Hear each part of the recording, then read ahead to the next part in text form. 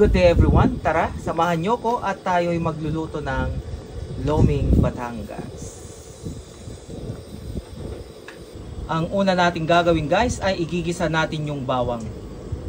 Maraming bawang dapat para mas masarap yung ating Loming Batangas.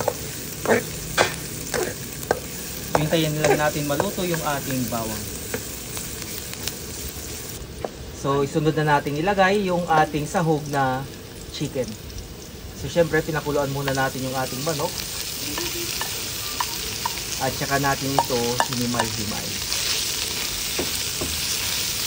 Igisa lang natin ito hanggang sa maluto ng konti.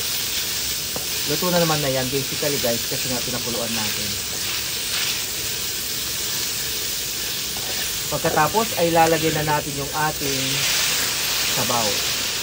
So pinakuluan ko na rin guys yung tubig para mas madali. So depende naman sa inyo gan kung gaano kadami yung sabaw na ilalagay ninyo.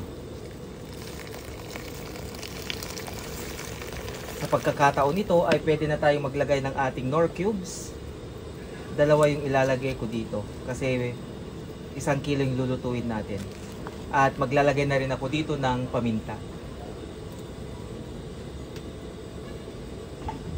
So yung paminta naman guys ay alalay lang.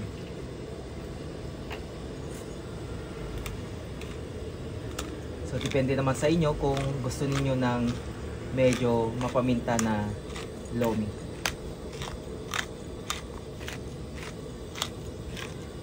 So kapag kumukulo na ng ganyan ay pwede na rin tayong maglagay ng ating toyo.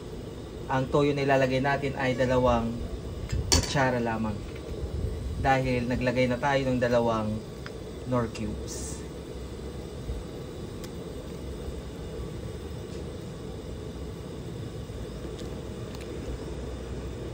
So haluin lang natin to guys at saka natin ito lalasahan. So taste as you go. Lagi kong sinasabi na depende sa inyo kung ano yung panlasang gusto ninyo. Sunod na natin ilagay yung ating Mickey. Yung pansit Mickey. So ito guys, ang binili namin dito ay yung yakisoba noodles. So haluin lang natin ito hanggang sa maluto. Madali nang maluto ito dahil nilinis ko muna ito ng mainit na tubig para matanggal yung mga parang manti-mantika sa noodles.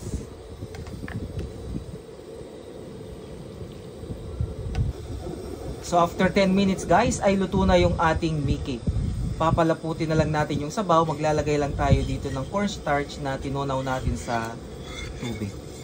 At pagkalagay na ito ay kailangan nating haluin ng haluin.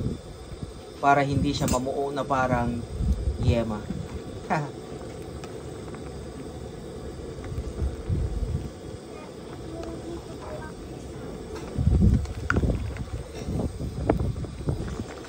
Pagkatapos guys, pag nakuha natin yung lapot na gusto natin, ay ilalagay na natin yung itlog.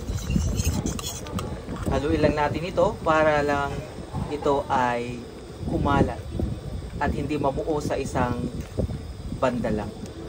So ito guys, ready to serve na ang ating Loming Batangas.